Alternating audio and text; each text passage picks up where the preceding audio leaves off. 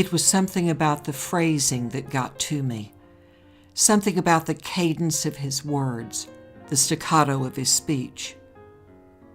Nobody loves me. It's an odd turn of phrase, isn't it?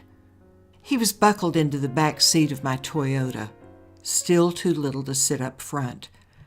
At 7, he had already moved more times than the total number of years he had been on the earth. And this time, like the times before it, he moved with his belongings in a trash bag. A suitcase at least would have added a small degree of dignity to the whole affair, to being placed in another and another and yet another foster home before reaching the 3rd grade. Trash bags break, you know.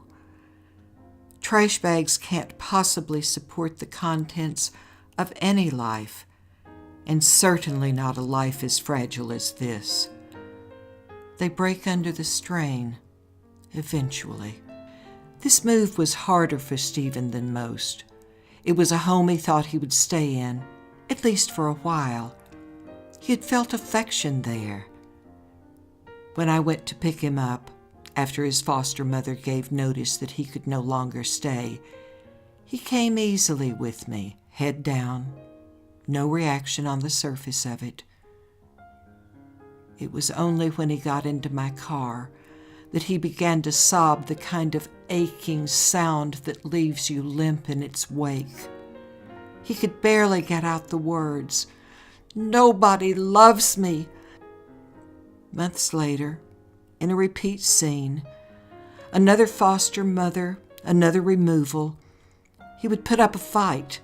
He would run around the living room, ducking behind furniture, refusing to leave. But on this night, he had no fight in him. That was Stephen at 7.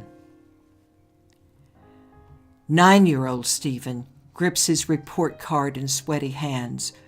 We're headed to an adoption event where we will meet families who want to adopt an older child, families who do not automatically rule out a boy like Stephen with all of his long history. And he wants to impress them, these strangers. He wants to win them over, and so brings his good report card along as tangible proof that he is a child worth loving. A child should never have to prove they are worth loving. 12-year-old Stephen tells me that I'm his best friend. No, I'm his social worker, and he should have a real best friend. But I don't say this to him. We're at a taping for Wednesday's Child, the news spot featuring children who are up for adoption. Stephen's engaging on camera. Maybe somebody will pick him up this time.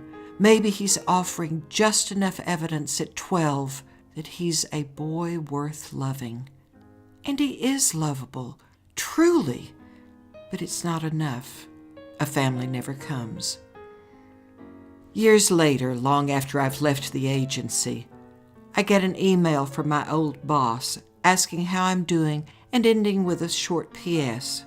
Stephen is in DYS lockup after running away from his foster home. Stephen spent more of his time being raised in the system than out of it.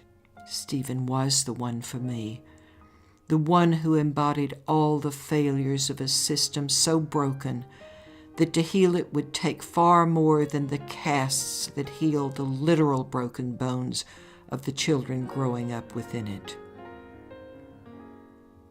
They break, you know. These kids we leave behind. Eventually, they break.